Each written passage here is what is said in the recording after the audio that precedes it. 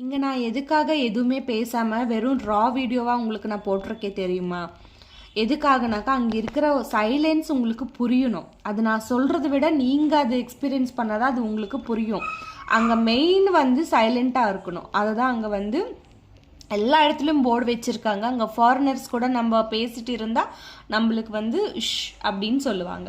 So அப்படியே நம்ம அந்த மெடிடேஷன் ஹால்லேருந்து வெளியில் வந்தால் இங்கே ஸ்ரீ ரமண மகர்ஷி அவங்களோட சின்ன வயசுலேருந்து எல்லாமே ஃபோட்டோஸ் ஒரு 3 ரூமுக்கு வச்சுருப்பாங்க. ஸோ எல்லா ஃபோட்டோஸும் நம்ம இங்கே பார்க்கலாம். அவங்களோட